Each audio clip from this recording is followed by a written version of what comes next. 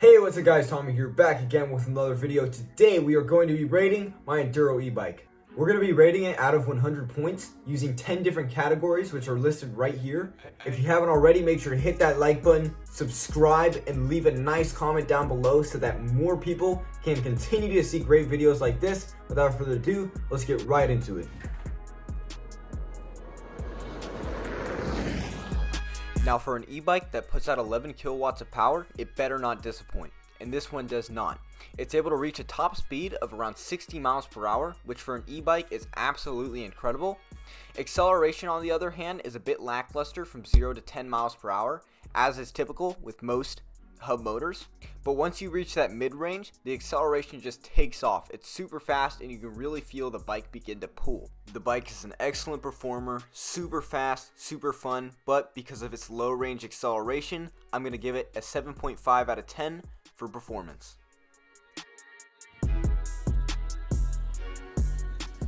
Now range doesn't disappoint. With a massive 72 volt 40 amp hour battery, this bike will make you go places.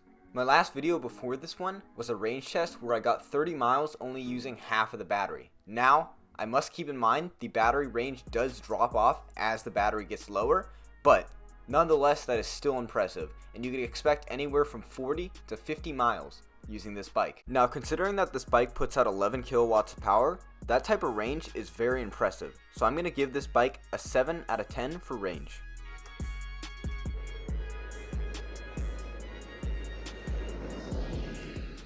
Now there's a few factors that contribute to a bike's handling, which includes the brakes, tires, the weight balance of the bike, the seating position, as well as the suspension, and we're going to talk about all of those briefly.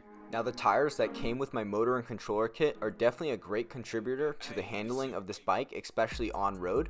They have a nice solid turtle shell pattern, and they make cornering very, very easy. The front suspension is cheap and I doubt it does very much, but the rear suspension can be adjusted and I feel like it does also contribute to the handling. The weight balance of this bike is not my favorite. Because the hub motor weighs 50 pounds, it makes it so that it's not quite as maneuverable as some of the other competition out there, but when casually cruising on the road, you really don't notice it. The brakes on my bike are just okay, there's really not much to say about them. But on the other hand, seating position on this bike is probably my favorite of any e-bike I've tried.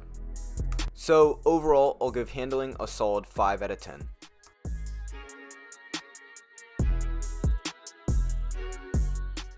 In my humble opinion, it does not get much more fun than this.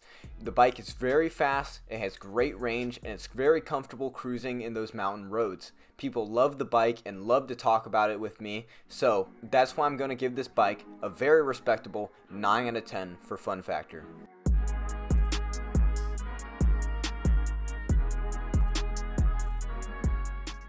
Now in my opinion, there's not much cooler than a dead silent e-bike that goes 60 miles per hour. And I think a lot of people agree with me on that. It's hard to find somebody who doesn't think that this is just one of the coolest things they've ever seen. It seems like every ride I get some sort of question or compliment from some curious bystander on the side of the road, and I don't blame them. This bike is cool in concept as well as in looks.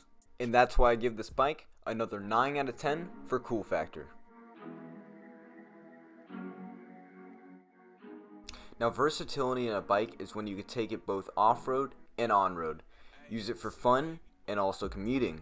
Now I wouldn't really call this bike the most versatile in the world. In terms of what it can do, it really shines, but I wouldn't really want to take this on any serious off-road beyond some rocky trails. Oftentimes you can't have it all, that's why I give versatility a 4 out of 10.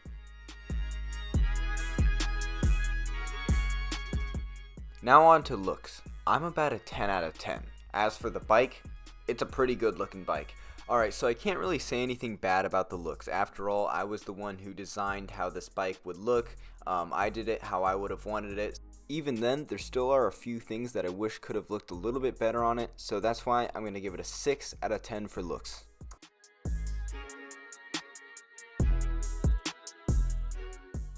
Now, I wouldn't call this bike the most feature-packed in the world, but if I was going to name the two biggest features on this bike that make it stand out from other e-bikes, it would be the large LCD screen, which displays your speedometer, and the fact that you can program every aspect of your controller.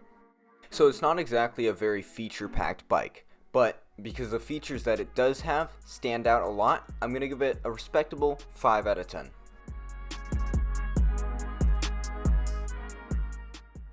So you have an e-bike that goes 60 miles per hour. You have an e-bike that has 50 miles of range. You have an e-bike that everybody loves to look at and thinks is so cool. But who cares if you can't ride on it for more than 10 minutes? But good news, this bike is very, very comfortable. A few things make it as comfortable as it is, such as its motorcycle seat, the riding position, also the tires are very nice and plush, the rear suspension is adjustable so you can put it to your liking, and other than that, overall, it's just a very, very comfortable bike. So I'm going to give this bike an 8.5 out of 10 for comfort. Now last, but very not least, value. Now, I'm going to go ahead and assume that you're looking to build one of these and not buy one. So first off, you're getting a super fast, super fun bike that will take you anywhere you want around town. But what's even more valuable than that is the lifetime worth of experience you're getting, the lifetime worth of knowledge that you're getting, out of building one of these things. I've probably learned, more in these last, 2 months of really finishing this thing and building it than I have, in the last 2 years about electric vehicles, or probably even more than that ever. It's really just incredible value.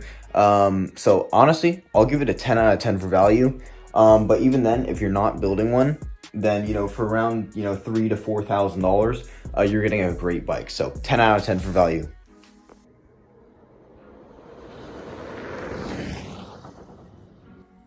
Alright guys, so that's going to be a wrap for this video. So if you enjoyed it, make sure to hit that thumbs up, leave a nice comment. Most importantly, subscribe if you have not already. If you'd like me to do the same video with the Sur-Ron X, just comment it and I will go ahead and do that, as I will be using the Sur-Ron X tomorrow. And yeah, see you in the next one.